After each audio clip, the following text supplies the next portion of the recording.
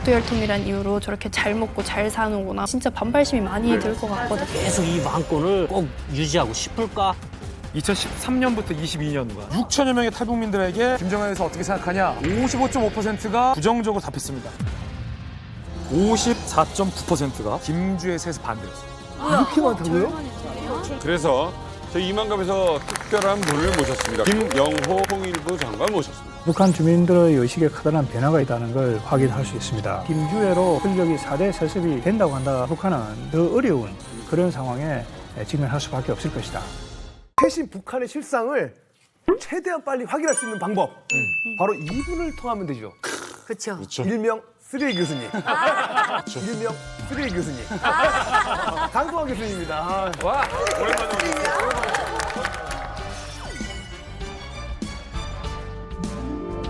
이거 서해안에서 이 피트병을 찾기가 쉽지 않은데 이거 북한 피트병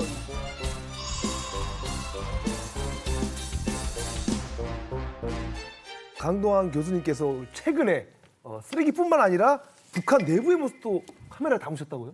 와. 네, 제가 쓰레기뿐만 아니고 바로 올해 1월에 이 접경 지역에 가서 북한의 모습을 담아왔습니다. 어머나. 북한 주민들의 모습을 제가 바로 이걸로 촬영을 했는데 한번 보여주시겠습니까? 네, 한번 보여주시겠습습니까? 네.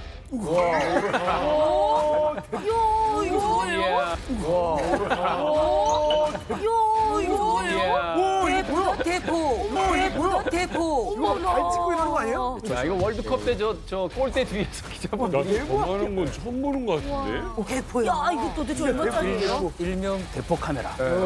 이게 몇 밀입니까? 이게 1200mm 정도 되는데 야 맨날 쓰레기만 들고 있다가 좋은 거 들고 왔으니까 영 아니, 어색하네. 저 정도면. 교수님도 새거 있네요. 아니, 왜냐면 망원 렌즈라고 했을 때 우리 200mm만 해도 대구경이라고 그러는데 이게 1200이라고 하네요. 1200mm니까 제가 멀리까지는 연평도에서 항해도 해주가 보여요. 어머나. 해주, 시내방 지구니까. 해주까지가 정확히 직선거리로 40km. 40kg가 보인다고요? 40km까지 촬영할 수가 있어요. 그렇죠. 뭘, 어떤 걸 오늘 소개해 주실지. 자, 제가 찍어 온 게 뭐냐면요. 바로 북한이 보낸 이번에 오물풍선. 그 현장을 직접 담을 수 있었습니다. 어머나. 야.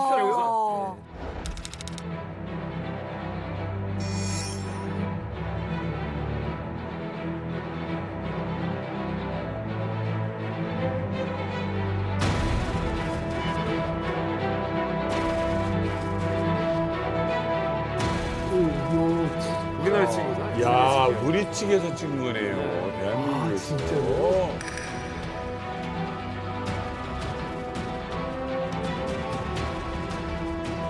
지금 당기고 있는 거예요, 이거를? 네네네.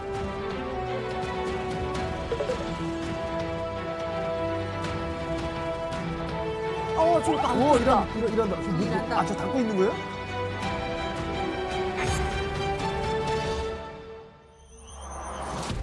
얼음 전투를 하고 있는 장면인데 걸음 전투.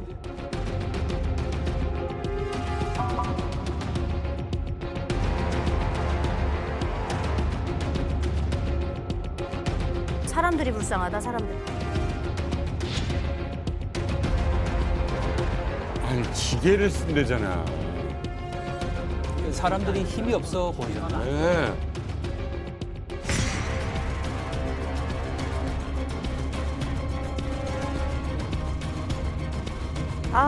진짜 가슴 아프다.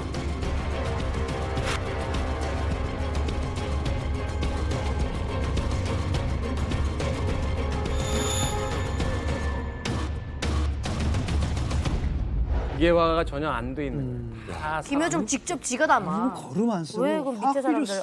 지금 내가 이 영상을 봤지만 지금도 저렇게 하고 산다는 게 지금 믿겨지지 않을 정도예요. 우리가 18년 전에 왔는데 그때 모습하고 달라진 게 뭐가 있어? 똑같잖아요. 그리고 아까 저 걸음 전투라고 하는데 걸음 전투가 뭐예요?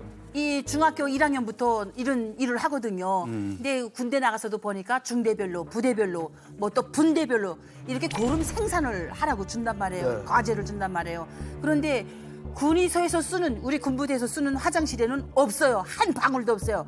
나오는 쪽쪽 바가지로 다 굴고다가 풀 넣고 고름을 넣고 썩이기 때문에. 근데 과제를 어떻게 할 거예요? 그러니까 여군들도 몽땅해서 5인 1조, 3인 1조 해갖고 저녁마다 해가 꼴딱 지면 이 소달구지에다가 정대, 물찌개, 이 똥바켓지 들고 도둑질하러 가는 거예요. 무슨 도둑질? 똥도둑질하러 가는 거야. 진짜요? 예. 그래서 주민부락에 가게 되면 화장실, 변소라 가자요. 변소에 문 다 열쇠 다 잠가놨어요. 왜 그러냐면 그 가족에도 학생들이 있죠. 그다음에 또 엄마 아버지 또 공장별로 또 고름 생산해서 몇 톤씩 내라 그래요. 1인당. 그러니까 이 고름 만드는 게 이거 안 내게 되면 쌀표를 대구표를 안 준단 말이에요. 맞아요. 그러니까 억지로 더 해야 되니까 그냥 눈만 감으면 그냥 다 퍼가요. 코도 다 잘라가고. 예. 근데 인부는 또 정말 귀해요. 그래서 그래요? 부모님들도 야 너 딴 집에 놀러 갔는데 만약에 거기서 이제 이게 생리현상이 오면 집으로 뛰어와야 돼. 집으로 와야 돼요. 그 집에다 똥 싸주면 안 돼요. 내 집에 와서 싸야 돼요. 그런데 거기다 지면 안 돼. 인부는 진짜 귀해요. 귀할 수밖에 없는 게 북한에서는 진짜 1년 내내 전투가 계속 연결되거든요.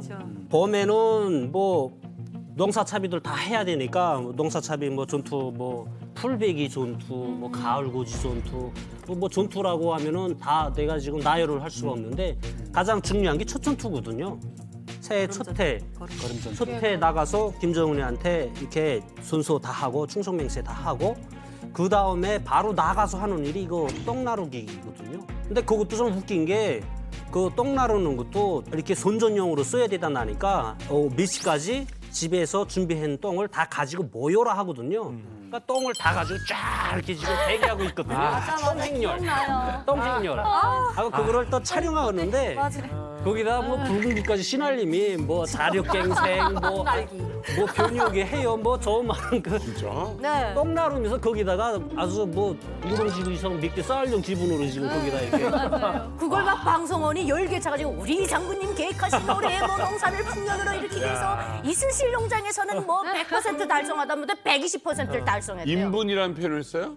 퇴비 전투에 뭐 한 사람과 같이 떨쳐놨었다. 학교에서도 그 학생들한테 그 그렇지. 계절마다 또 내라고 하잖아요. 뭐 겨울에도 내래, 뭐 여름, 겨울에 무조건 많이 걷긴 하는데 이걸 못 내면은 돈으로 대신 내야 돼요. 똥을 돈으로. 그걸 내야 사요. 돼요? 네. 그러면 남의 집 가서 진짜 일 보면 안 되겠네요. 안 돼요, 안 돼요.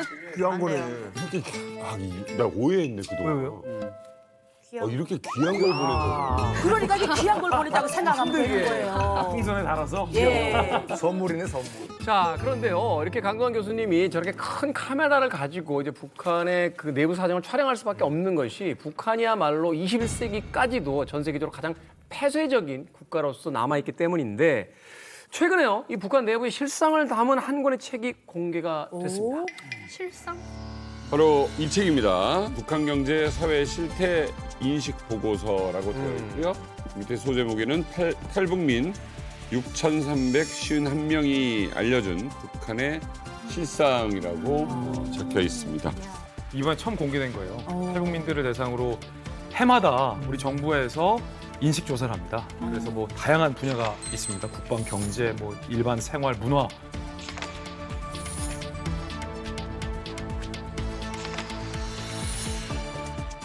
사실은 북한을 연구하는 이 정식 학문의 방법 중에 하나가 북한에서 나오신 탈북민을 통해서 내가 탈출하기 직전까지의 리얼한 북한 상황에 대해서 청취를 하고 그걸 다 모으면 북한 안을 정말 투명하게 들여다볼 수 있는 좋은 방법이기도 하거든요.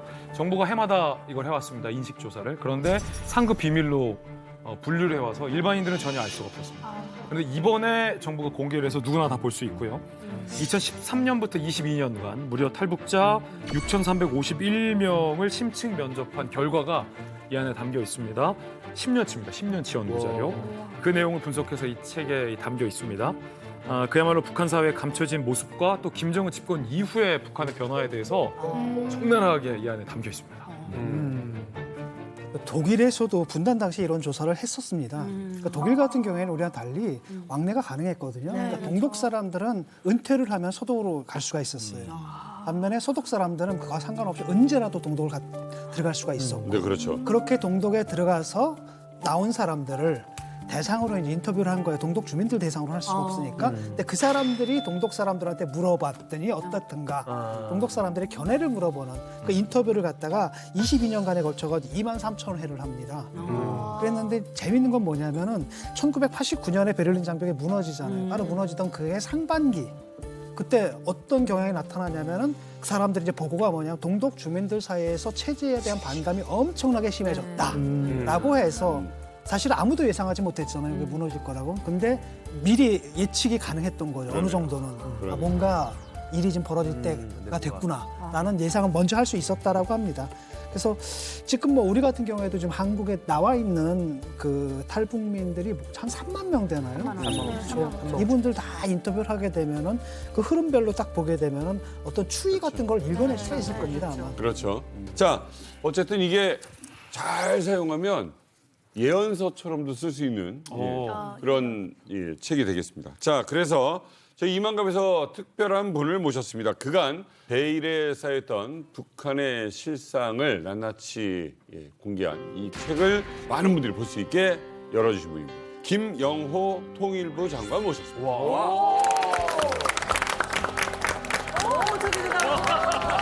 진짜 잠깐 해보셨네. 진짜 잠깐 해보셨네. 기자입니다. 오랜만에 뵙습니다.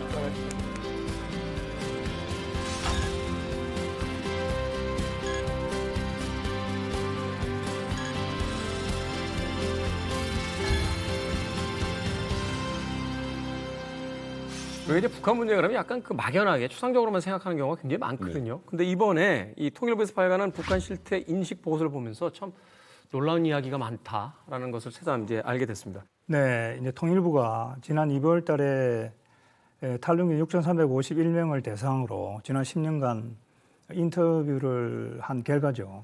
근데 우리가 북한에 가서 북한 주민들의 어떤 생각이나 이런 것들을 이론 조사를 할 수가 없죠. 그렇죠. 그래서 한국에 들어와 있는 탈북민들을 대상으로 해서 우리 실태 조사를 했습니다. 그러니까 처음으로 우리 국내에서 발간되는 북한 사회와 경제에 대한 이론 조사다 이렇게 보시면 되겠습니다. 쉽게 말해서 이거예요. 저는 이제 여러 선거 방송을 많이 봤잖아요. 네. 유력 대권 주자의 지지율은 저희 같은 뭐 돌직구쇼를 통해서 국민들이 쉽게 볼 수 있는데, 자 이거 김정은 지지율은 몇 %일까?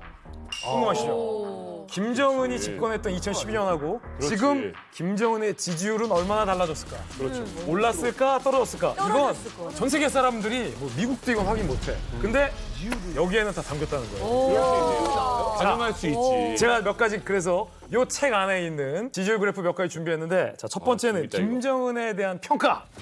뭐야, 어머. 절반이 이렇게 많다고요? 자, 6천여 명의 탈북민들에게 김정은에 대해서 어떻게 생각하냐? 55.5%가 부정적으로 답했습니다.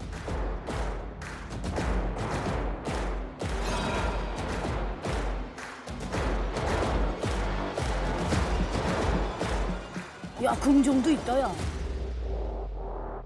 생각보다 많은데? 몰랐네. 그건 이 조사가 그만큼 객관적인 신빙성을 갖고 있다는 거예요. 탈북자들이 이렇게 생각한다는 걸로 보면 안 되고, 지금 북한에 살고 있는 평범한 북한 주민들이 실제로 김정은에 대해서 부정적으로 생각하는 비율이 55.5%가 나올 확률이 굉장히 크다는 거죠. 북한에서 종교적인 어떤 개념으로까지 이제 북한의 정권을 이해하는 경우가 많은데 김정은에 대해서 과반수 이상이 부정적인 생각을 갖고 있다. 이걸 어떻게 우리가 또 이해를 해야 될까요? 또 이 보고서를 보게 되면은 탈북민들이 북한에 있을 때 당간부라든지 고위층들에게 뇌물을 준 경우가 굉장히 많다고 그럽니다. 기본입니다, 기본이지. 네, 북한 주민들의 생각이 당이라든지 정권을 위해서 일하는 것보다는 자기 자신이라든지 또 가족을 위해서 일하는 것이 더 낫다. 이런 이제 개인주의적인 의식이 굉장히 널리 퍼지고 있는 것으로 이렇게 확인이 되고 있습니다. 결국 이런 요인들이 합쳐져서 북한 주민들, 북한 정권에 대한 부정적인 인식이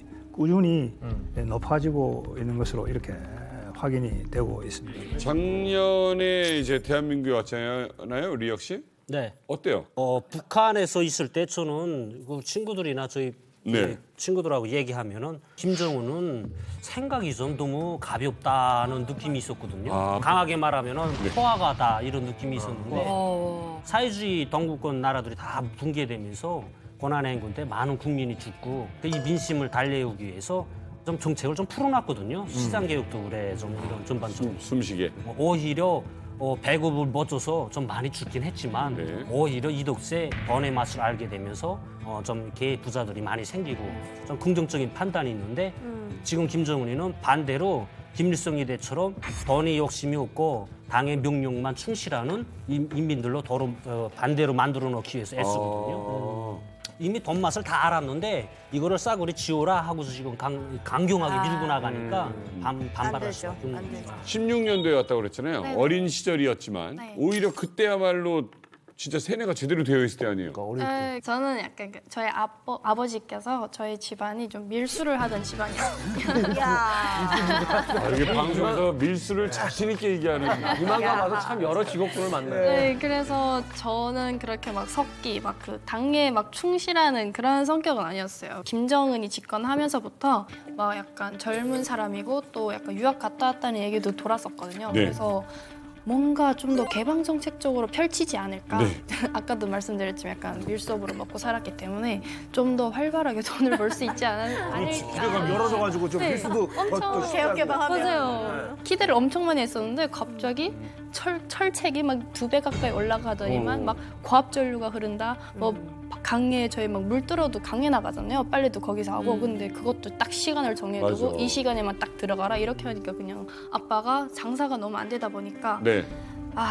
항상 술만 마시면 이놈의 자식 이러면서 계속 욕을 했거든요. 진짜로요? 김정은에 대해서. 그러다 보니까 저도 계속 그 얘기를 또 듣다 보니까 저도 뭐 같이 덩달아서 같이 좋게 생각이 안 되는 거죠. 저도. 그때 아버님은 무역 어떤 무역. 네, 무역. 물품을 네. 다루시는 물품이 뭐 어떤 네, 물품? 그 약간 녹화기라고 아실는지 모르겠는데, 녹화? 네, 그 녹화기. CDR을 네, 그 넣어가지고 TV랑 연결해서 방송 일 드라마나 하셨구나 유튜브. 전자제품. 방송일. 콘텐츠 사업을 하신 거예요? 네, 컨텐츠 우리 쪽. 사업도 하셨고요. 수많은 수업 뭐 이런 걸 들었어도 기적의 3단론이 처음 들었어요. 지도자가 젊다, 개방될 것이다, 밀수가 잘 될 것이다. 아무튼 기가 막힌. 여기서 퀴즈. 백두혈통의 지금 3대 세습이 진행 중이잖아요. 그런데 서현경 씨처럼 북중 접경 지역에 있는 사람들이 백두혈통 세습에 대해서 가장 부정적으로 생각할까요? 일반 시골에 있는 사람들이 백두혈통 세습에 대해서 부정적으로 생각할까요? 아니면 야 이거 생각도 평양에 있는 사람들이 애매하다. 가장 백두혈통 세습에 대해서 부정적으로 생각할까요? 나는 가늠하자면 그거 아니야? 드라마 많이 본 곳이 불만이 더 많을 것 같은데. 접경 지역? 드라마는 접경 지역의 드라마를 많이. 자, 조사 결과를 말씀드릴게요. 놀랍게도 접경 지역도 백두혈통 세습에 대해서 문제인식이 굉장히 높아요. 44.6%가 부정적으로 봤어요. 근데 의외로 접경 지역보다 평양에 살았던 사람들이 백두혈통 세습에 대해서 가장 높게 부정적으로 봤습니다. 시골에 사시는 분들이 가장 부정적으로 생각한다는 비율이 가장 낮았어요. 아니 이거는 평양이라고 한다면 뭐 예를 들어서 학력도 더 높을 수도 있고. 많이 배우니까. 그러니까 좀 더 많이 알고 그래서 좀 더 더 많이 그래요. 경험한 세대, 또 많이 정보를 가지고 있는 세대가 오히려 부정적인 생각들이 더 높았다. 네, 우선 말씀하신 대로 평양에 거주하고 있는 그런 북한 주민들이 외부 정보에 대해서 가장 민감하고 많이 알고 있다고 이렇게 생각이 됩니다. 그렇지. 그러니까 거기는 아무래도 외교관들도 있고 네. 또 해외 육군들도 또 해외에 있다가 많은 정보를 가지고 들어오고 있기 때문에 네. 평양에 살고 있는 주민들이 해외 상황에 대해서 가장 많이 알고 있고 또 체제와 문제점들을 비교하고 있는 것으로 그렇게 우리가 알 수 있겠습니다. 그런 것들이 이제 북한 정권에 대한 체제에 대한 부정적인 인식에 커다란 영향을 미친 것으로 이렇게 보입니다. 그 김정은 초반에 올라왔을 때 사실 제일 반대되는 그 마음을 드러냈던 세대가 사실 김책공대, 김일성 종합대, 리가대 이런 대학생들이었어요. 그래서 평양에서 부정적인 퍼센트가 많이 나올 수밖에 없는 게 그때 김책공대 학생들은 막 집단적으로 쟤 군대 갔다 왔냐, 저 누구냐, 막 이런 반항이 막 나왔어요. 그래서 어쩔 수 없이 급하게 김정은을 퍼부대 내려보냈어요. 3개월밖에 안 했는데 북한이 2년 했다고 후라이를 치죠. 그러니까 너무 급하게 지도자 자리를 올려놓다 보니까 평양에서 그렇게 부정적인 퍼센트가 나올 수밖에 없었습니다. 오히려 지방은 그때 김정은에 대한 기대감이 더 높게 나왔어요. 이런 것들이 아이러니한 거죠. 여기서 근데 그 우리 이만갑의 비공식 북한 전문가인 김종민 씨한테 한번 그러니까 지금 그 그 북한 주민의 과반수 이상이 이제 김정은에 대한 이제 부정적인 평가를 했다고 했잖아요. 예. 어느 부류 세대가 그러면 가장 부정적인 의견을 냈을까요? 아, 일단 뭐 여러 세대가 있잖아요. 있죠. 어른 세대가 있고 어린 세대가 있고. 나이대를 얘기해봐, 나이대. 주류가 한 30대? 30대. 30대 분들이 조금 무너지지 않았을까요? 중간에. 그러니까 보다 좀 더 아래로 낮추시죠. 오, 20대?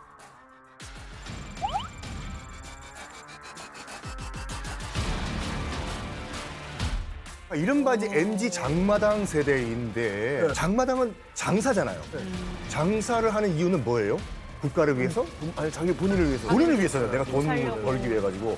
그러다 보니까 국가와 사회가 나한테 네. 뭘 해줬는데 난 나를 위해서 살겠다. 이때부터 이제 무너지기 시작한 거예요. 우리 또 이 역시 또 장마당 세대 맞죠? 네, 전 당당한 장마당 당원이고요. 장마당 당원이요? 자랑스럽습니다. 노동당보다 세요. 근데 요즘 많이 약해졌어요, 장마당. 결국 MZ 세대인데 지금 MZ 세대가 북한 인구의 20에서 25% 정도입니다.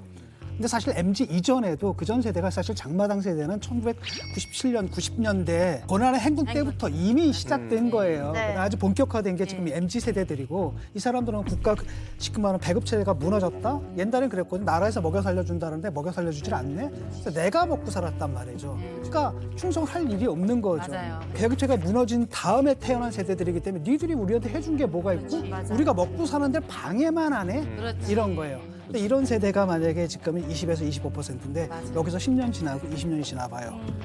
대부분이라는 거죠. 네. 북한 정권이 지난 70년부터 이 핵과 미사일을 개발하는데 쓴 돈 16억 달러가 됩니다. 이 16억 달러라고 하는 것을 수치로 환산을 하면은 북한 주민들이 4년간 먹고 살 수 있는 식량을 살 수 있는 그런 돈이죠. 세상에. 이 탈북민들이나 특히 MZ 세대가 보기에는 핵과 미사일을 개발하고 식량난이 만성화되고 경제가 계속해서 이렇게 악화되는 것에 대한 그런 부정적인 인식을 갖게 되고 그것이 결국은 정권에 대한 체제에 대한 부정적인 인식으로 네. 연결된다 이렇게 우리가 볼 수가 있겠습니다.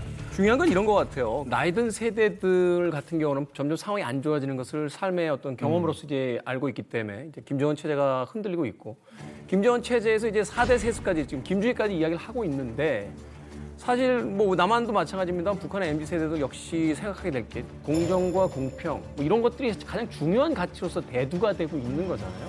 뭐 금수저라는 어떤 표현을 통해서 우리가 사실 어떤 특권 계층이라는 이런 것들 굉장히 좀 경계하고 있고 또 공산주의나 사회주의라고 부르짖는데 지도 체제나 정치는 가장 봉건적인 형태로서 지금 이루어지고 있고 북한 주민들 입장에서 이 김주희에 대한 어떤 4대 세습에 대한 반응 이게 또 앞으로의 어떤 북한의 변화에 대해서 가장 중요한 어떤 포인트가 네. 되지 않을까 하는 생각이 듭니다. 가장 중요한 걸 김태훈 씨가 짚어주셨어요. 김주애에 대해서 북한 사람들이 어떻게 생각할까? 이 전체 평균치를 보면 제가 예상했던 것보다 의외로 많은 사람들이 김주애 할 수 있지라고 생각해요. 무려 37.4%가 김주애에게 승계돼도 된다라고 응답을 했고요. 김주애한테까지 승계하는 건 좀 아니지라고 응답한 응답이 44.4%. 북한의 MZ 세대들은 달랐어요. 54.9%가 김주애 세습 반대였어요. 그러니까 북한 전체 평균보다 무려 10%포인트가 훨씬 높은 부정적인 응답이 20대에서 나왔다는 거고 만약에 김정은에게 유고가 생겨서 김주애에게로 4대 세습을 시도하려 했을 때 북한에 있는 전 지역의 20대들은 과반 이상이 김주애한테 이건 아니지 그럼. 라고 부정적으로 인식해서 차제에 북한 내부에서의 어떤 소요사항이나 아니면 민심 위반의 중심이 될 수 있다는 걸 우리가 정확하게 예측해 볼 수 있는 지표죠. 이 탈북민들은 어떻게 생각하냐? 김정은 정권 집권 이전에 탈북하신 분들은 어떻게 대답했냐면 백두혈통 세습의 50%가 긍정이다. 아, 그래요? 놀랍게도. 그리고 김정은 집권 이후에 탈북하신 분들은 네.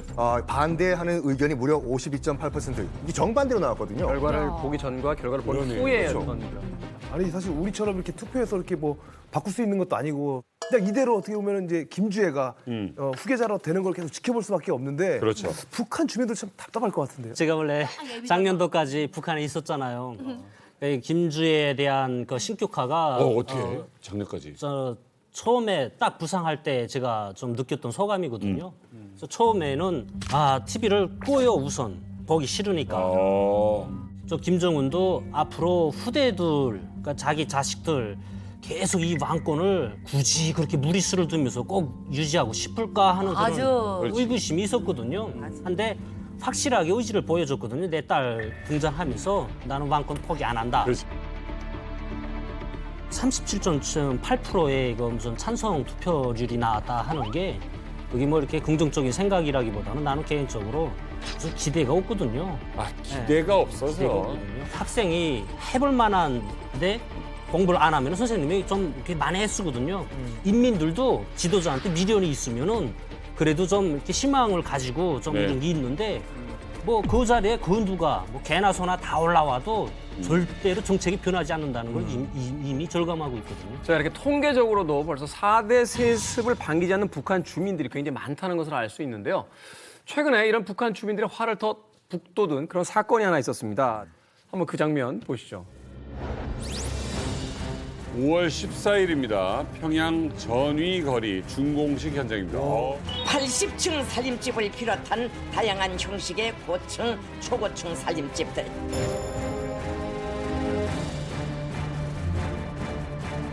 아버지 원수님께서 사랑하는 자제분과 함께 준공식장에 도착하시자 폭풍 같은 만세 함성이 터져 올랐습니다.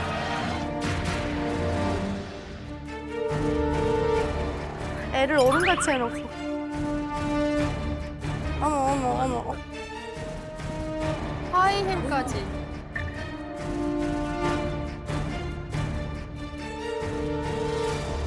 입니다. 정말요? 나 깜짝 놀랐어. 똑같아. 똑같아가지고.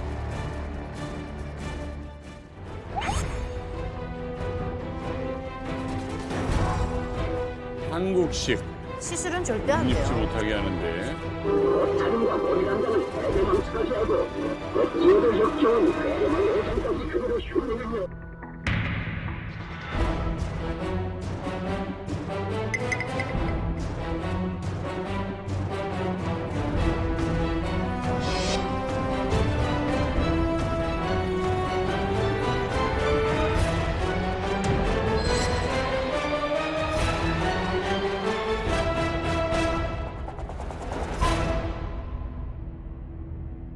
제가 지난해까지 있을 때만 해도 유례 없이 그 선대들보다도 더 계속 정치적인 대규모 행사를 계속 하는 거예요. 그냥 갑작스럽게 저런 행사들이 열리다 나니까 우리들은 정말 고생을 많이 하거든요. 그냥 오지 좀 마라 제발. 필요 없어. 일단 필요 없어. 오지 마라.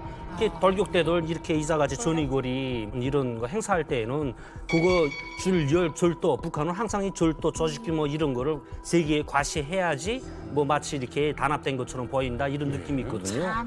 전위거리 준공식은 북한 정권이 청년들이라든지 심지어 또 대학생, 군인들을 동원해가지고 지은 그러한 건물로 이렇게 알고 있습니다. 이건 단기간 내에 지어진 것이고 북한 정권이 주민들에게 보여주기 식의 건설 사업의 일환으로 보입니다. 아마 어느 지역에 아파트가 몇 채 지어졌다고 국가적인 차원에서 이렇게 대대적으로 선전을 하는 나라는 이 세상에 드물 것이다 이런 생각을 합니다. 그래서 우리가 이러한 북한 정권의 아파트 건설을 과시하는 이런 선전을 보면서 북한 주민들의 생활의 어떤 어려움 이런 것들을 놓쳐서는 안 되겠다 이런 생각을 하게 됩니다. 청년 세대들이 자발적으로 건설에 지원을 해서 1년 만에 전위거리를 준공했다.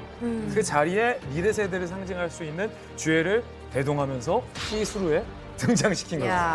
수루까지. 아니 어떻게 보면 북한의 이제 TV에 나오는 청바지조차도 모자이크 처리할 정도로 이제 통제가 좀 심한데 아니 혼자 저런 옷을 입고 또 주애가 저런 옷을 입고 나오는데 그렇지. 북한 주민들은 어떻게 그러니까 만 11살짜리가 저렇게 어른 흉내를 내는 게 상당히 좀 약간 그 인지 부조화라고 해야 되나? 좀 제가 보기엔 좀 불쾌한 골짜기 같은 느낌이었어요, 저게. 북한에서 지금 그 김주의 나이 또래 애들은 때 자들자들해가지고 굶으면서 있을 텐데 농촌 전투 나가고. 옷도 뭐 저런 옷을 언제 구경이나 해보겠어요? 그냥 추우니까 껴입고 그냥 어디서 주워서 입고 그럴 텐데 저희 나랑 나이 같은 쟤는 백두혈통이란 이유로 저렇게 잘 먹고 잘 사는구나 뭐 이런 생각에 진짜 반발심이 많이 네. 들 것 같거든요. 맞아요. 우리 유일하게 지금 시스루 입고 오셨는데. 너무 수루야, 너무 수루야. 아 진짜. 저희가 북한에 있을 때 시스루 같은 옷이 국경으로 넘어왔어요. 이제 우리 현경 씨 아버님처럼 밀수하시는 분들이 많이 혁명적으로 가져다 주셨는데 문제는 이걸 입고 나갔던 적이 한 번 있었어요. 우리 친구 중에. 그걸 선생님이 와가지고 가위로 다 잘랐거든요. 아니 치마가 좀 긴 치마였는데 어느 정도까지는 까맣고 그 밑에가 시스루였는데 이걸 이제 가위로 막 해가지고 그걸 들고 나와가지고 얘를 단두대 무대에다 세워놓고 혁명적인 비판을 세우는 거예요. 그러면서 이게 어떻게 사회주의 양식에 맞는 옷인가? 동무는 도대체 어디에서 이런 영감을 받아서 이딴 옷을 입고 나왔나? 이건 분명히 봐도 불순록하면서 나왔다. 이렇게 하면서 막 대대적으로 비판했어요. 그러면 저 지도자 딸이 저렇게 입고 나오면 그때 잘렸던 애는 지금 거기 살고 있는데 이거 뭐야? 안에 속이 비친다는 자체는 진짜 사회주의 생활 양식에 맞지 않는다고 뺏기는 거 둘째치고 가위로 자르고 치마도 무릎팍 밑에서 10cm 정도 내려와야 돼요. 머리도 주위가 얼마나 길어요. 북한에는 아이들 규정 머리가 있어요. 음악 하는 애들은 조금 머리를 멜 수 있는데 이렇게 풀러서 무슨 막 이게 이 마귀처럼 그렇게 못한단 말이에요. 지금 주혜가 했네. 예, 그 주혜가 그렇게 했고 만약에 주혜가 내가 평상시에 저런 머리 했다면 벌써 뒤에 와서 가위로 잘라버렸어요. 예. 근데 아이를 어른 흉내 내가지고 맞아요. 속이 살살살살 비치는 거 데리고 나간 거 뭐 하는 짓이요? 그거는 정말 김정은과 그 김주애의 저는 자충수라고 봐요. 왜냐면 북한에서 지금 젊은 세대들이 어떤 자꾸 자본주의적 사고를 갖고 이탈한다는 걸 겁내하면서 본인들이 영감을 부여하고 있잖아요. 그러니까 자리를 불러일으켜 주잖아요. 하라는 거야. 그래서 잊지도 말래. 저 지도 체제 자체가 일관성을 부여하지 못하면서 굉장한 큰 혼란에 빠지게 되지 그럴 수 않을까 있겠어요. 생각해보겠습니다. 자, 어쨌든 뭐 방금 영상을 보니까 뭐 주민들이 환호하고 너무너무 기뻐하고 있습니다. 뭐 의식이 좀 변했다라고 생각하는 건 좀 속단 아닌가 싶기도 한데. 제 생각에는 저거는 다 연기라고 생각해요. 연기라. 완전 연기. 저게 짜인 각본이 항상 있거든요. 장군님 오실 때쯤에 촬영할 때 이렇게 이왕이면은 좀 눈물 좀 흘려볼 만한 사람들로 앞줄에 이렇게 세워놓고 감정이 풍부한 사람들. 감정 기복 세례더라. 네, 최대한 김정은이한테 감동을 줘야 우리한테 평가가 들어온다. 이런 연기자들을 느낌이거든요. 연기자네. 그래서 좀 열성이 있어 보이는 그런 친구들을 앞세워놓고 하는데 이 친구들이 진짜 눈물을 흘리는 거예요. 그래서 내가 그 눈물 흘린 친구한테 드라마를 보는 것 같다. 야, 어떻게 눈물이 다 그렇게 나오더냐. 하면서 내가 칭찬하는 척으로 얘기하면 너무 서러워서 울었다는 거예요. 서러워서. 빨리 오던가 빨리 뭐 어떻게 하던가 새벽 3시부터 그 열 맞추고 준비하고 화장실 가려고 하니까 어디다가 화장실 가야 되는지 조금 이게 안 돼 있어서 그래서 그때 장군 어디에 계십니까? 그리운 장군님한테 노래 부르는데 우리가 이렇게 고생하느니 그냥 제발인데 옥수수라도 좀 주고 그냥 평양에서 그냥 앉아서 다 어차피 이렇게 앉아서 그냥 다 이렇게 해먹는 거 오지 마라 이 느낌이거든요 우리는. 저는 부대 현지지도 2번이나 받았잖아요. 김정일 때. 잘하지. 어떤 표정이야 사랑받아? 이렇게 해야 돼요. 이거는 이거 해야 돼?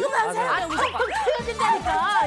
이렇게 해야 돼. 장군님 갈 때는 그 온도까지 뛰어 올라가야 돼요. 빨리. 그렇게 자체 뿌리고 나 먼저 가서 장군님 하면서 바퀴짜리라도 끌어오고 장군님. 바퀴짜리.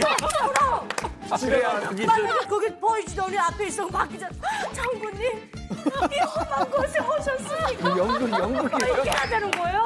그래야 이 땅에 바퀴짜리 대박이다. 야. 막 이러면서 우는 거죠. 아니 근데 현경 씨 같은 경우는 이런 거 보면 어때요? 어떤 생각이 들어요? 근데 저 다 겪었던 일이라서 진짜? 북한에 있을 당시에는 나도 장군님 한 번만 약간 우리 학교 와줬으면 그렇지, 좋겠다 그만. 이런 생각이 있었거든요. 어릴 때. 약간 어떤 사람일까 좀 하도 신격화를 당한 그런 세뇌 교육을 시키니까 너무 그때 당시에 저한테 있어서 너무 약간 유일무이한 그런 존재였던 거죠. 그렇죠. 그런데 전이 거리에서 막 지금 윤아 씨나 아니면 형님이 하셨던 것처럼 막 열광을 했잖아요. 그런데 저 사람들이 실제로는 장군님 속으로는 김정은이 무슨 또 집권을 해? 장군님 짜증나! 김주혜 같은 소리 하고 앉아 있네. 싫다는 거지. 나는 마음이에요. 이중적인 생각을 하고 있다라는 게 이 인식 조사 결과 나온 그러네. 거잖아요. 맞네. 아무래도 먹고 사는 문제, 의식주 문제가 이 MZ 세대들이 김정은을 향한 충성심을 바닥으로 만드는 요인이 아닐까. 이거 식량 배급 문제 이거 심각한 거 아니에요? 그 보고서 안에 내용을 보게 되면은 그 식량 배급을 받아본 적 있는 주민의 수가 해를 거듭할수록 줄어드는 걸 볼 수가 있거든요. 2000년대 이전에 식량 배급을 받은 경험이 없다라고 답한 탈북민이 62.2%였습니다. 배급을 못 그렇게나 받지. 많아요? 전인데. 그런데 최근에 김정은 집권 이후에는 그게 이제 72.2%가 됐거든요. 그러니까 10% 정도가 더 늘어났다라는 거고, 쉽게 말하면 북한에서 배급 시스템이 작동이 점점 어려워지고 있다는 걸 볼 수가 있는 거고, 이건 유의미한 데이터인 게, 다른 한편으로는 그래도 먹고 살아야 되잖아요. 그 북한 체제 내 자본주의적 섹터가 커지고 있다라는 거예요. 네네. 문제는 뭐냐, 여기가 커지잖아요. 이만큼 이제 충성심을 줄어든다라는 거예요. 아, 그렇죠. 이게 지금 배급이 없다라는 거, 이거 김정은도 알고 있어야 되는 거잖아요. 그렇습니다. 북한 정권도 그 사실을 인정을 하고 있습니다. 2023년 말에 열린 조선노동당 중앙위원회 전원회의에서 김정은 자신이 직접 식량난이 심각하다는 걸 그 인정을 했습니다. 네. 그리고 올해 초에 열린 조선노동당 정치국 학대 회의에서는 지방에는 생필품조차 공급되지 않는다라고 김정은 자신의 입으로 그것을 인정을 했습니다. 더욱이 급박한 문제로 나선 것은 지난해 농사를 잘 짓지 못해서 산생된 식량난을 해결하는 것이었습니다. 지방인민들에게 기초식품과 식료품, 소비품을 비롯한 초보적인 생활 필수품조차 원만히 제공하지 못하고 있는 것은 오늘날 우리 당과 정부에 있어서 도저히 외면할 수 없는 심각한 정치적 문제로 제기되고 있습니다. 그러니까 결국은 이 배급제가 완전히 붕괴되어 있기 때문에 북한 주민들은 각자 도생으로 갈 수밖에 없다. 결국은 장마당이 활성화될 수밖에 없고, 그렇죠. 아까 어떤 분이 말씀하셨던 것처럼 북한 주민들 사이에는 조선노동당보다도 더 센 당이 있다. 그 당이 이제 장마당이라는 얘기죠. 그러니까 앞으로 북한 내부의 시장화가 계속되고 확대되면 될수록 이러한 긴장감은 더욱더 높아질 수밖에 없을 것이다. 이런 생각을 하게 됩니다. 아니 이혁 씨, 현국 씨, 진짜 배급이 거의 없는 상황인가요? 가장 최근에 또 북한에 계셨으니까.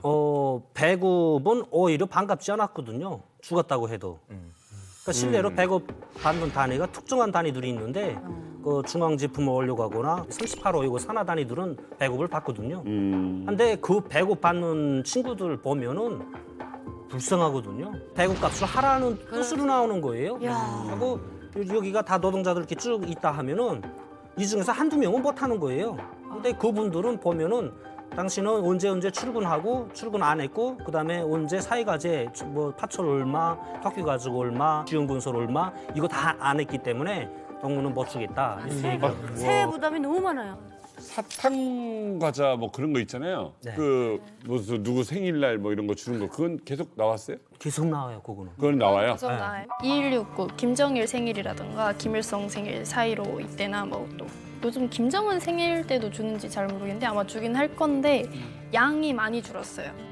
네, 우리 아이들도 실제 선물 타는 날만 기다리긴 하긴 했거든요. 애기들은. 배급은 끊겨도 그거는 줘야 네, 돼요. 애들이 좋아하니까. 근데 아이러니한 거는 네. 그 선물 주기 전에 그 각 인민반 지역별로 들어가는 비용을 뭐 깨로 300g, 다달로 4달 이렇게 그걸 걷거든요. 다니면서.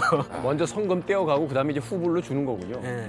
이혁 씨 말이 증명이 되는 게 김정일 생일이 2월 16일이었잖아요. 제가 3월에 연평도에 가서 주웠을 때 깨사탕 봉지를 주웠어요. 근데 그 깨사탕은 배급이 된 사탕이라고 봐야 되는 게 그 전에 저희가 쓰레기 네. 봤을 때 대부분 다 정보가 있잖아요. 그렇죠. 생산지도 있고 뭐 공장명도 있고 또 뭐 원료도 들어가고. 그렇죠. 근데 그 봉지는 아무것도 없어요. 그냥 깨사탕, 비매품. 네, 그게 3월 달에 집중적으로 제가 많이 주었거든요. 2월 16일 나온 걸로 봐야 되는 거죠. 그렇죠. 얘기를 들으니까 이제 북한의 경제 상황이 얼마나 어려운지 네. 이제 숫자라든지 또 탈북민들의 어떤 경험적인 부분들을 통해서 좀 알 수가 있는데 그래도 아직 상상이 잘 안 간다는 분들이 분명히 계실 것 같아요. 그래서 최근에 촬영된 북한의 내부 실상 영상을 좀 만나보고 오겠습니다.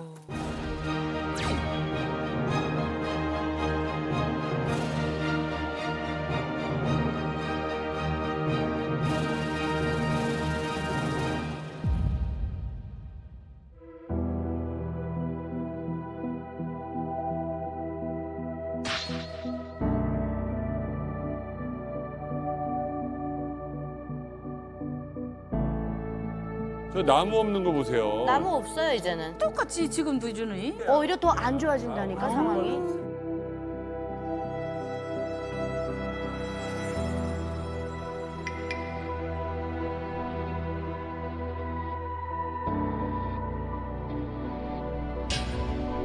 지금 내가 올 때 이렇게 살았거든. 18년 전에.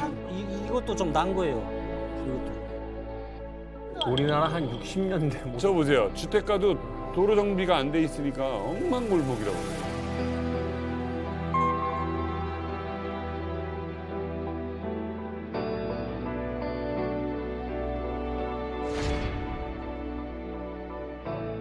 야, 저 차는 뭘 태우는 거니 진짜? 저 북한판 하이브리드예요 목탄 차. 뭐야? 나무 떼서 다니는 거예요. 차가 저러고 간다고? 네. 버스도 그래요, 버스.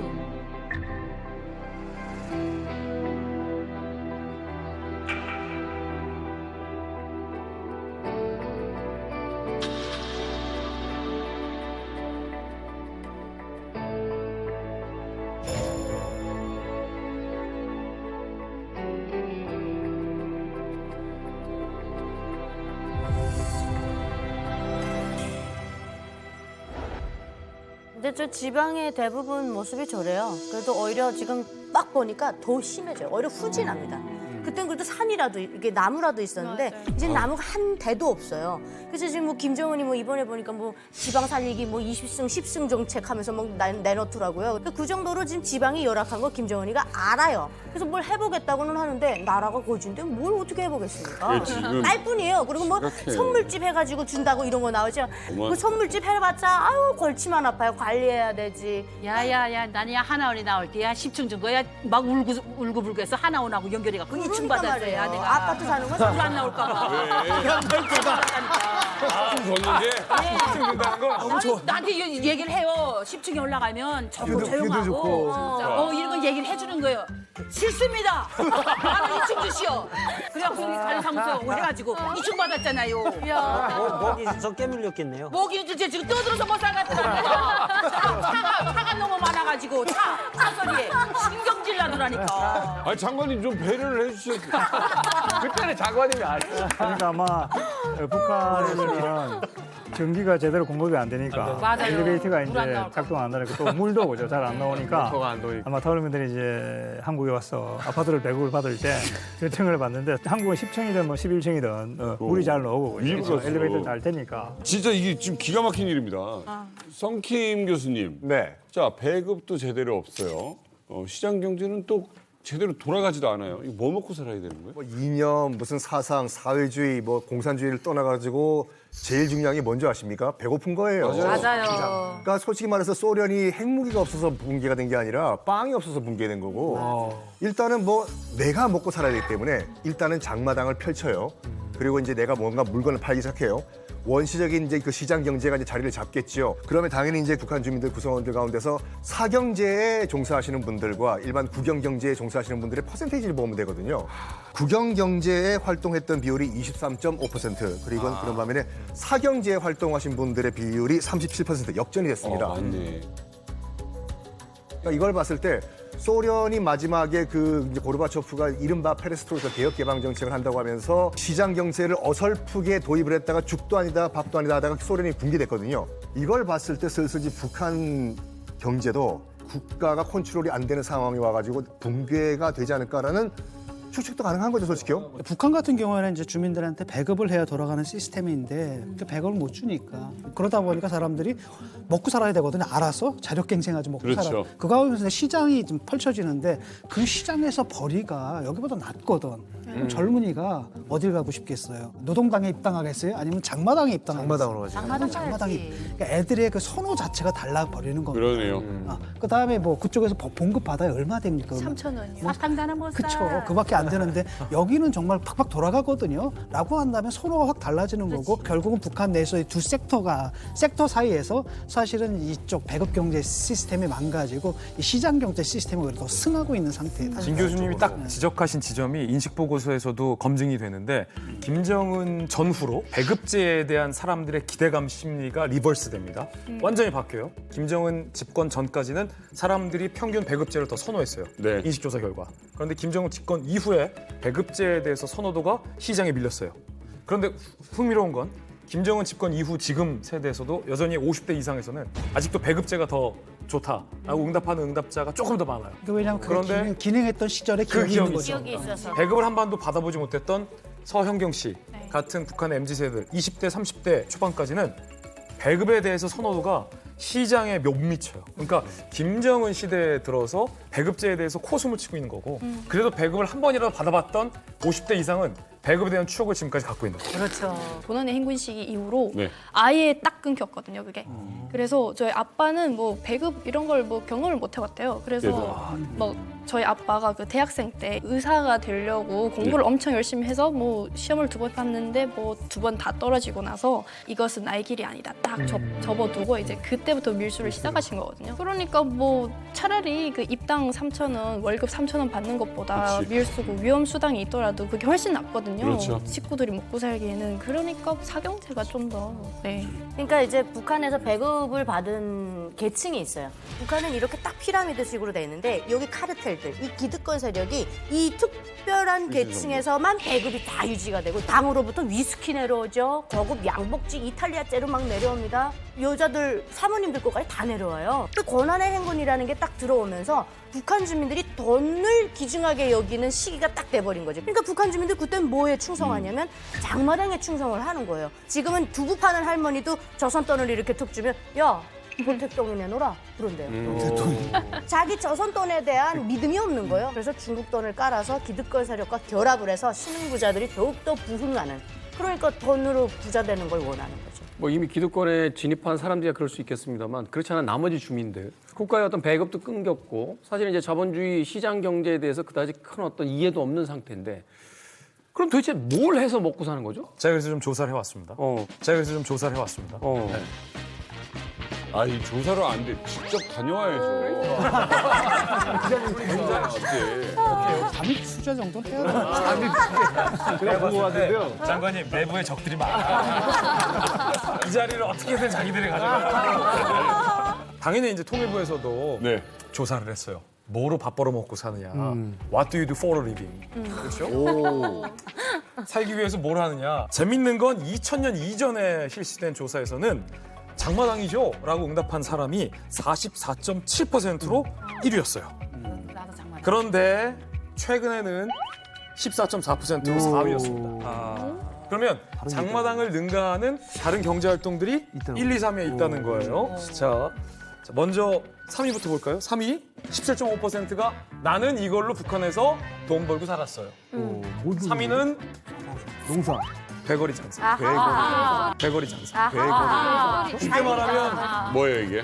쉽게 말하면 이게 뭐 유통업. 유통이죠. 유통업 정도인데 이 대거리 장사를 대넘기 장사라고도 하는데 다른 지역에 가서 물건을 넘겨주는 일명 우리로 치면 유통업인데 그 중간에서 이제 마진을 남기는 맞아요. 근데 네. 약간 위험성은 있어요. 왜냐하면 물건을 뺏길 수도 있으니까 뇌물도 줘야 되고 뭐 부정부패도 있지만 그만큼 수익률이 높으니까 이 대거리 장사하게 되는 거죠. 자, 그럼 종민 씨. 예. 2위는 뭘까? 2위? 예. 예전에는 그 가발 같은 거 많이 좀 자영업 아니에요? 가발 같은 소리. 자영업. 자, 생산. 가발. 자기 마당에다가 예. 그 채소 같은 거 심어가지고 텃밭. 파는 거 텃밭. 그건 나는 그런 장마당에서 생각 안 해. 가지. 상업농업 배거리 장사 3위잖아요. 예. 여기 뭐냐면 물건 유통하는 거래요. 그렇죠. 물건이 있어야 되잖아. 그렇죠. 그 물건 가져오는 거겠지. 어디서 가져와? 밀수한다고 그랬나 아까? 밀수? 정답 밀수. 밀수? 정답 밀수. 역시 자, 지금 아직 1위를 공개 안 했습니다. 지금 저 이만가 보고 계신 시청자 여러분도 한번 맞춰보세요. 1위는 뭘까요? 엔터테인먼트? 하면 이제 하고 이제 뭐 아니면 곤충 같은 거 팔아 그 뭐 옛날 달팽이 뭐 만들어 뭐 키워가지고 팔고 있잖아요. 자, 정답 공개하겠습니다. 정답은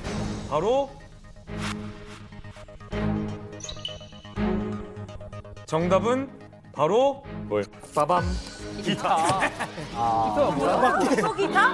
그밖에 기타 등등. 이 설명은 그밖에. 통일부 장관님께서 설명해 주셨습니다. 통일부 장관님. 자, 여기서 얘기하는 기타는 우리가 연주하는 기타는 아니고 조금 전에 말씀하신 대거리라든지 밀수라든지 이런 것을 제외한 북한 주민들의 어떤 수입은 네. 예를 들면은 텃밭 이런 게 이제 되겠습니다. 그러니까 일이잖아요.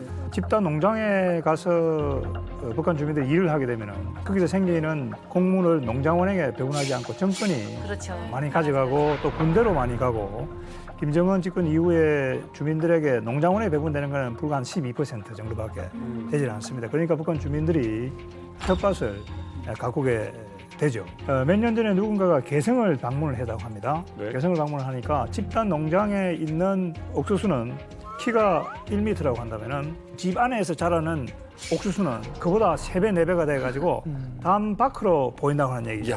그러니까 집단 농장에서는 생산성이 자기 게 아니니까 떨어질 수밖에 없고 텃밭이라든지 집에서 기르는 그 옥수수는 굉장히 크게 자란다고 하는 거죠. 걸음도 그래서 곧바로 줄 수 있고. 예, 북한 주민들이 결국은 텃밭이나 이런 걸 통해서 먹고 살고 또 남는 것은 장만하게 판다. 그래서 지금 김진 기자님께서 보여주는 이 텃밭이라든지 밀수라든지 대거리 장사 이 모든 것들이 북한에 지금 형성되고 있는 장마당과 연관되어 있다는 얘기죠. 그렇기 때문에 이 모든 새로운 현상들은 북한 내부에서 장마당이 활성화되고 있고 그렇죠. 또 시장화가 굉장히 발전하고 있다고 하는 것을 단적으로 보여주는 그런 조사 결과다 이렇게 보시면 되겠습니다. 또 하나의 함의는 예전에는 장마당이 압도적으로 1위였는데 지금 기타라는 항목이 그러니까. 1위라는 것은 자기들이 다양한 돈벌이 생활 수단을 개척하고 만들어서 직업도 다양해지고 돈벌이 수단이 다양해졌다는 거거든요. 이게 개방만 안 된 거지. 사실은 이 안에서 가생적인 자본주의와 자영업이. 시장과 자영업이 형성돼 있다는 의미로도 네. 해석할 수 있으니까 매우 흥미롭죠. 아니 근데 황해도 살았었잖아요. 네. 그때 코로나 때 바다도 나가지 말라고 막 그랬다면서요? 네. 뭘로 먹고 살았어요? 코로나 방역이다 하면서 바닷길을 막았거든요. 그리고 국경도 이중으로 막고. 네. 기존 어르신들 같으면은 아마 은혜로운 어머니 당을 믿고서 마지막까지 충성하다 굶어 죽었을 거예요. 근데 우리는 뭐 방법을 찾자. 저희가 뭘 팔았을 것 같아요. 한번 좀 맞춰보세요. 흔히 농촌에서 할 수 있다 하면은 한국하고 똑같아요. 지렁이. 우럭. 낚시. 충분하지. 그러니까. 지금 나오시는 거 다 하고 있어요. 지금 나오시는 거 다 하고 있어요. 그러니까 저는 밑거리 했거든요. 미꾸라지. 네. 미꾸리. 네, 저는 밑거리를 했는데, 그러니까 미꾸라지는 제가 개인적으로 선택한 거는 생활력이 강하거든요. 뭐 조건이 많지 않고. 네. 그래서 밑거리를 했는데 엄청 비싼 거예요. 밑거리가 중국으로 이렇게 수출을 나가다 나니까. 네. 그럼 뭐 집마다 다 다르거든요. 저희 옆집에는 비단개구리를 했다. 그 또 옆집에는 파리를 키워요. 파리를 뭐 하나? 날아가는 파리요? 네. 먹으려고? 그 짐승 사료가 모자라다 나니까 그 단백질 그 원천으로. 여기. 네, 맞아요.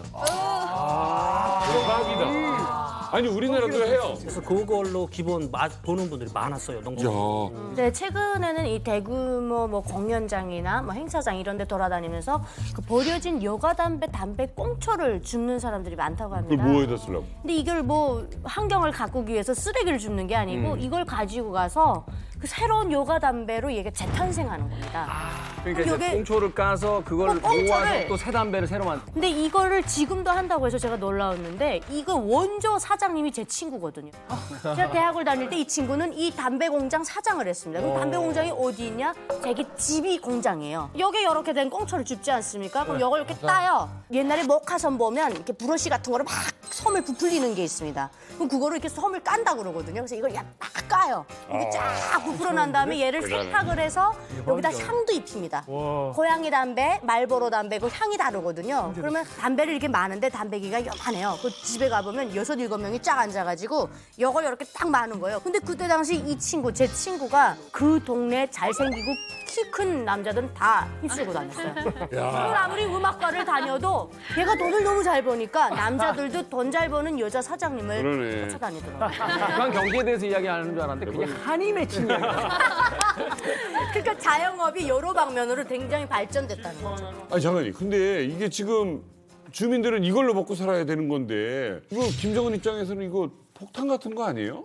그러니까 우리가 사경제라고 할 때는 개인 사자를 쓰는 것이죠. 특히 MZ 세대죠. 20대, 30대는 배급도 받지를 못하고 또 정권에 의지해서 살아오지 않았기 때문에 대단히 독립적인 성향이 강하다 이렇게 봐야 될 겁니다. 그리고 또 이런 세대는 한국 드라마라든지 또 외부 정보에 많이 노출이 되었기 때문에 예를 들어 한국 드라마를 보게 되면은 한국 사회가 굉장히 자유롭구나 또 풍요롭구나 이런 것들을 알게 되기 때문에 북한 정권에 대한 불신감이 더 커질 것이다. 그렇죠. 이렇게 우리가 볼 수가 있겠습니다. 근데요, 지금 이제 북한의 어떤 그 독재에서 가장 강력하게 억압하고 있는 게 바로 문화입니다. 사실은 뭐 어떤 국가이든 이 독재 정권이 가장 두려워하는 것이 바로 이 문화의 힘이고 그래서 우리나라에서 이제 들어가는 그 문화들에 대한 그 부분들이 가장 강력하게 억압해야 될 대상이 되지 않을까 하는 또 생각이 드는데요. 그렇죠. 문화의 힘은 누구보다도 이제 김태형 칼럼니스트가 더 잘 아실 것 같은데요. 대만 가수 등려군의 천밀밀이라는 노래가 70년대에 중국 대륙에 들어가면서 중국이 개혁 개방 정책으로 갈 수밖에 없었고 그리고 아시다시피 저기 그 70년대 초, 60년대 말 같은 경우에 엘비스 프레슬리가 백인 주류 사회에 집중 타겟을 받아가지고 매장돼 버렸어요. 백인이 흑인 노래 부른다고. 그래 매장돼 버렸어. 왜요? 잘 불렀어. 근데 최근에 잘했어. 감사합니다. 최근에 이 북한 당국이 우리나라 딱 특정 가수를 콕 찍어가지고 저 가수의 노래 금지. 코요태? 코요태? 이만큼 지나간다고? 코요태 1순위지. 이 노래를 부르는 가수예요.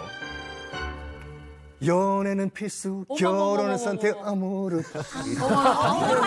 땡. 왜? 결혼은 선택 아무렇. 땡. 왜? 나름 전국 노래자랑 예선 출신이에요, 저. 다른 노래. 야, 이 형 노래를 되게 못하네. 진짜 완전 딴 노래. 장관님 모셔놓고 내가 창피해 죽겠네, 진짜. 전국 노래자랑 출신, 예선 출신이니까. 하여간 북한 당국이 김연자 씨의 노래를 금지하라고 김연자 씨를 콕 찍어가지고 금지했어요. 왜 또?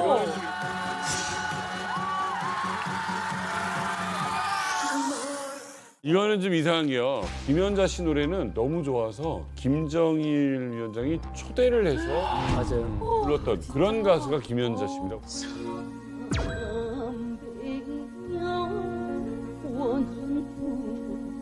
김연자 씨 같은 경우에는 우리나라 최초 단독 북한 공연, 단독 차에 또 김정일 위원장이 김연자 씨를 위해서 특별히 열차까지 보내주고 그런데도 불구하고 이 김연자 씨의 아모르 파티 딱 금지시킨 이유가 뭐냐면 결정적인 이유는 뭡니까? 그러니까 일단 김연자 씨의 노래가 너무 광범위하게 이제 불려진다는 얘기도 있고 약간 그 김정은 총비서가 약간 아버지와의 선대와 연끊기로 아버지가 좋아하는 가수를 내가 인정할 수가 없다. 여러 가지 분석이 나오고 있어요. 그 가사도 영향을 미치죠. 가사가 제일 중요할 것 같아요. 북한의 노래는 내가 없습니다. 내가. 나 자신이 없어요. 근데 여기서 그러잖아요. 네 마음이 가는 대로 하라고. 맞네.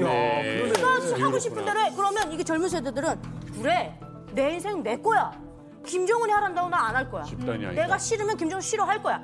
이런 사상을 가질 수가 있거든요. 그래서 김정일이 제일 무서워해서 예술을 가지고 논술을 펼친 게 있습니다. 김정일이 뭐라고 얘기했냐면 한 개 총알은 한 사람의 심장을 뚫지만 명공 항공은 천만의 심장을 뚫습니다. 이 김정일이 한 얘기예요. 그래서 북한은 이 위험성을 너무나도 잘 알기 때문에 김정일이 독재 정권 유지한 데는 김일성을 소환해서 김일성 노래를 만들어서 우리를 충성시켰거든요. 실제로 나름대로도 또 약간 한류라고 하면은 또 가수 아이돌 이런 게 빠질 수가 없잖아요. 뭐 최근에 제가 알기로는 또 그 북한 군인 그 내부에서 BTS 엄청 유명하잖아요. 세계적으로 그 춤을 또 따라 추다가 처벌을 받고 그런 사례가 있다고 알고 있거든요.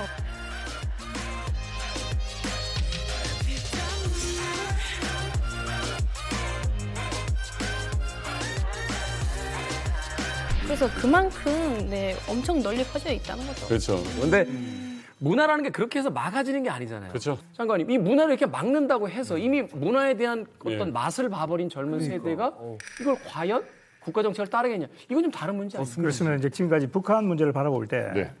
군사적인 측면에 많은 관심을 기울여 왔습니다. 물론 중요하죠. 그렇지만은 문화적인 접근 방식도 대단히 중요하다고 하는 거죠. 네.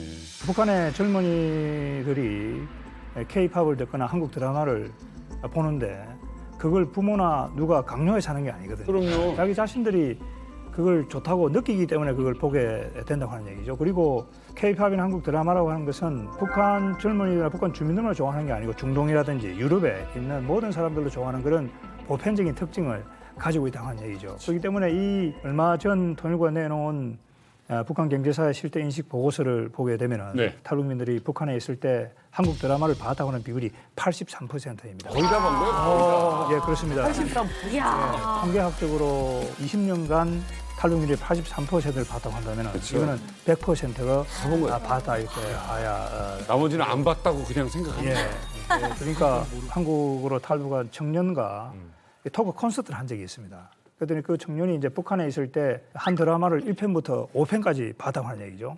그러다 그분이 한국으로 탈북을 해서 제일 먼저 한 게 그 드라마 6편부터.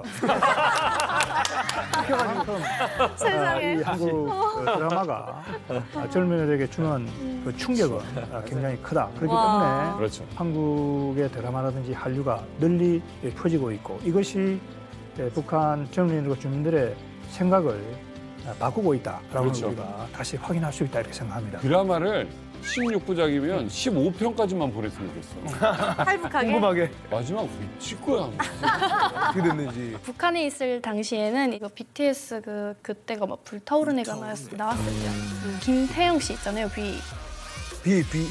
와 그분 보자마자 그냥 신세계인 거죠. 신세계였어요? 신세계였어요 저는. 2시간 녹화 동안 가장 화내요 지금. 비를 보고. 했는데 왜요? 그러니까 얼굴이 그냥 좀 천상계였어요. 이런 말 해도 되죠? 네, 천사 같았어요. 그냥. 근데 이게 시대별로 탈북시키는 오빠들이 다 달라요.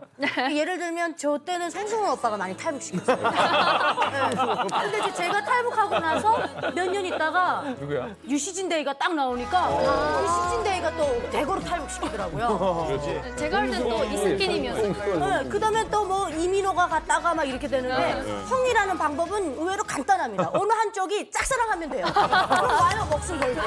네, 이게 동기부여는 일단 송승헌 오빠가 줬어요. 그렇게 해서 이제 사랑의 눈이 뭐니까 배는 게 없더라고요. 이제 국정원에 들어왔을 때도 이제 저랑 송승헌 오빠 때문에 왔습니다. 하니까 이분이 이거 이상하다, 이거 관심 아니야? 이렇게 조사도 엄청 오래 하는 거예요. 그래서. 그러네. 그런데 계속 변하게 하다가 현빈 오빠가 저를 막 마음을 흔들어요.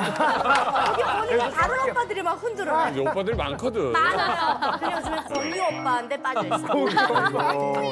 지금 장관님 통일부 정책에 중대한 변화가 생길 것 같아요. 지금 아무튼 대한민국의 이 컨텐츠들이 너무너무 북한에도 영향을 많이 미치고 있는 겁니다. 아우, 그건 명백한 사실입니다. 북한의 젊은이들에게 탈북의 모티브가 된다라는 말씀 윤아 씨가 해주셨는데 그게 실제예요. 사실은 우리 한류의 힘, 컨텐츠의 힘, 문화적인 소프트 파워가 북한 사람들에게 있어서 통일을 점점점 앞당기게 하는 중요한 자원인 거죠. 그런데 우리 대한민국의 대학생 절반, 그다음에 북한에서 이탈해온 대학생 절반을 모아두고 반반 통일에 대한 특강을 제가 여러 차례 했었거든요. 3년 동안. 그런데 이 횟수를 지날수록 통일을 꼭 해야 할까? 돈도 많이 들고 통일 될 것 같지도 않고 대량 실직자들은 우리가 어떻게 구제해주면 다 세금 문제인데 등등등등 다양한 이유로 통일에 대해서 굉장히 부정적으로 생각하는 네. 일부의 좀 그런 패턴들을 봤거든요. 굉장히 좀 우려스러운 대목으로 전 느꼈는데 장관님 어떻게 생각하세요? 네, 이제 최근 한국의 젊은이들이 북한이 계속해서 미사일을 도발하고 또 네. 이걸 가지고 우리를 더 위협하기 때문에 북한에 대한 부정적인 인식이 굉장히 그럼요. 커지고 있습니다. 그렇기 때문에 이제 그것이 통일에 대한 부정적인 인식으로 연결되고 있는 것이 아닌가 이렇게 생각이 되고 또 그동안 이 통일 문제를 다룰 때 너무 경제적인 부정적인 효과를 강조했던 것 같습니다. 경제라고 하는 것은 규모의 경제다 이렇게 봐야 됩니다. 남북이 통일이 되면은 영토도 독일과 프랑스 정도의 크기가 됩니다. 인구도 7,500만, 8천만이 된다고 한다면 규모의 경제가 가능해진다고 하는 얘기죠. 그렇게 되면은 통일 한국이 아시아 지역의 경제적인 허브가 될 가능성도 굉장히 높다. 이렇게 우리가 볼 수가 있겠습니다. 그리고 또 가치지향적인 그런 차원에서도 봐야 된다 이런 생각을 합니다. 북한 주민들은 자유와 인권이 억압을 받고 있기 때문에 우리가 통일을 통해서 자유를 주고 또 그들이 인간답게 또 풍요롭게 살 수 있는 그런 기회를 주는 것이 중요하다. 이런 가치지향적인 목적을 분명히 했을 때 우리 젊은이들도 통일에 대한 인식을 새롭게 하지 않을까 그런 생각을 합니다.